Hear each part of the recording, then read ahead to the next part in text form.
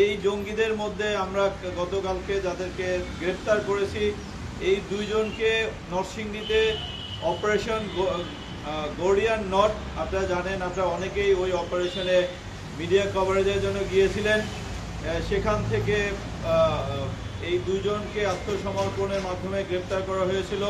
জায়গার ভেঙে সকল অস্ত্র গোলাবারুদ দূর করে নিয়ে যায় এবং এক পর্যায়ে তারা যে জঙ্গিদের সেল ছিল সেই জঙ্গিদের সেলে গিয়ে, আপনারা জানেন, কারাগারের ভিতরে জঙ্গিরা একটি সুরক্ষিত অবস্থায় তাদেরকে রাখা হয়, তাদের জন্য আলাদা সেল তৈরি করা আছে।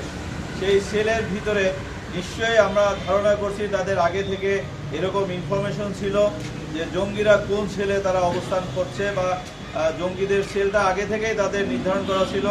এবং আমরা তাদের কাছ থেকে যে তথ্য পেয়েছি, তারা জঙ্গিদের সেলে গিয়ে তালা ভেঙে সে জঙ্গিদের বের করেছে। যদি তাদের এরকম কোনো উদ্দেশ্য না থাকতো তাহলে হয়তোবা তারা এভাবে সরাসরি ওই জঙ্গি সেলে গিয়ে তালা ভাঙার স্কোপ পেত না। তারা যেভাবে অস্ত্রাগার ভেঙে অস্ত্র লুট করেছে, ঠিক তেমনিভাবে এই জঙ্গিদের সেলে গিয়ে জঙ্গিদের তালা ভেঙে তাদেরকে বের করে নিয়েছে। এর পিছনের শক্তিকেও আমরা শনাক্তকরণের প্রচেষ্টায় আছি।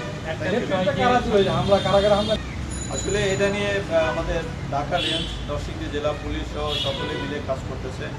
ইতিমধ্যে যারা এই হামলার নেতৃত্ব দিয়েছে তাদেরকে শনাক্ত করা গিয়েছে, দু একজনকে গ্রেপ্তারও করা হয়েছে। আমি আপনাদের উদ্দেশ্যে বলতে চাই, যারাই এর ঘটনার সাথে জড়িত থাকুক সকলকেই শনাক্ত করা হবে, সকলকেই আইনের আওতায় আনা হবে। কেন ইতিপূর্বে যত ঘটনাই সংঘটিত হয়েছে বাংলাদেশ পুলিশ সকল ঘটনার মাস্টার মাইন্ডদের গ্রেপ্তার করতে সক্ষম হয়েছে, সকল জঙ্গি হামলার মাস্টার মাইন্ডদের সিডিডিসি শনাক্ত করতে সক্ষম হয়েছে, সকল জঙ্গি হামলায় যারা জড়িত ছিল তাদেরকে শনাক্ত করে আইদার গ্রেপ্তার করা হয়েছে অথবা তারা অপারেশনে নিহত হয়েছে।